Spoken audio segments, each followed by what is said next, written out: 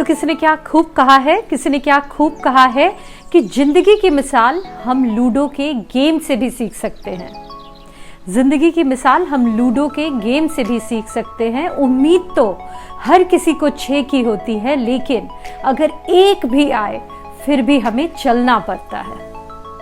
Hello everyone, welcome back. I hope all of you are doing great. आज के इस video में हम बात करने वाले हैं कि किस तरह से हम अपने लाइफ में आगे बढ़े। सबसे पहले जब हम सक्सेस की बात कर रहे हैं तो मैं ये आपको कहना चाहूंगी, किसी भी फील्ड में आपको सक्सेस चाहिए, लेकिन उसके लिए एक चीज बहुत मायने रखती है। सबसे पहला तो डिसिप्लिन, और दूसरा आप कितने फोकस्ड हो उन चीजों के लिए। तो इन शॉर्ट, अगर आप अपने लाइफ में फोकस को डेवलप कर लेते हो, फोकस्ड हो जाते हो, तो फिर आप जो भी चाहो वो सारी चीजें आपको मिल सकती है।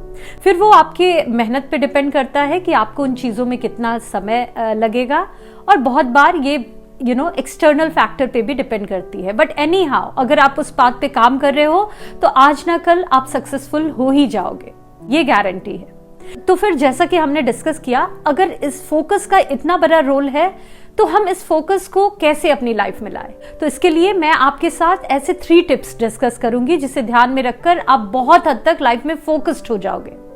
सबसे पहला, आपको क्या लाइफ में करना है उससे भी पहले आप ये डिसाइड करो कि आपको लाइफ में क्या नहीं करना है। अब आप सॉर्टेड हो गए, कहते हैं ना डीक्लटर करना, तो आपने अपनी लाइफ से अननेसेसरी चीजें हटा दी। अब कुछ लिमिटेड चीजें हैं और आपको पता है कि उन्हीं चीजों में से आपको कुछ करना है। अब बताओ, आप हो गए ना फोकस्ड? बहुत सारे जो आपके डिस्ट्रैक्शन थे वो हट गए ना? क्या करना है ये तो आपको पता होना चाहिए, लेकिन क्या नहीं करना, उन सारी चीजों को हटाओ। तो फिर क्या करना है, ये सारी चीजें आपके पास बच जाएगी और इस वजह से फिर आप फोकस्ड हो जाओगे। दूसरा पॉइंट है कि अगर आपको लाइफ में कुछ करना है तो सबसे पहले आप अपने आपके हिसाब से ये डिसाइड कर लो कि आपको क्या चाहिए, और उन चीजों पे टिके रहने के लिए आप 3 चीजें कर सकते हो, और यही चीजें डिसाइड करेगी कि आप कितनी जल्दी उस चीजों में सक्सेसफुल होगे। सबसे पहला, उस काम के लिए बर्निंग डिजायर पैदा कर लो। बहुत बार ये इंसानों में होता है कि किसी चीज का बहुत ज्यादा डेडिकेशन होता है, बहुत ज्यादा भूख होती है, एक बर्निंग डिजायर होता है, और इसकी वजह से वो ऑटोमेटिकली उस काम को करते चले जाते हैं। उन्हें किसी भी तरह की एक्सटर्नल मोटिवेशन की जरूरत नहीं होती, क्योंकि वो बर्निंग डिजायर ही उनके लिए फ्यूल की तरह काम करता है। लेकिन अनफॉर्चुनेटली ये हर इंसान के अंदर नहीं होती, या फिर बहुत टाइम तक टिक नहीं पाती। तो फिर ऐसे केस में आप दूसरी चीज कर सकते हो कि आप उस काम की नीड डेवलप करो कि क्यों वो काम आपके लिए इंपॉर्टेंट है।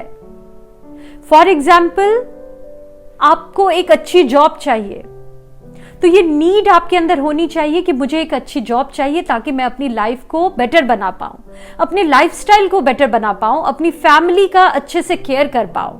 तो जब ये नीड आप अपने अंदर डेवलप करते हो तब भी आप बहुत हद तक लाइफ में फोकस्ड रहते हो, क्योंकि तब आपको पता चल जाता है कि आपको ये काम एनी हाउ करना है, ये आपके लिए इंपॉर्टेंट है। और थर्ड है कि अगर वो बर्निंग डिजायर भी आप अपने अंदर पैदा नहीं कर पा रहे हो, वो नीड भी समझते हुए आप उतना फोकस नहीं रह पा रहे हो, तो तीसरा काम आप कर सकते हो, वो है कि जो भी काम आप कर रहे हो वो करो, लेकिन उस काम को अपने इंटरेस्ट के साथ जोड़ दो। कुछ ना कुछ इंटरेस्ट आपकी लाइफ में होगी, कुछ ना कुछ हॉबी होगी जो आपको करना पसंद होगा।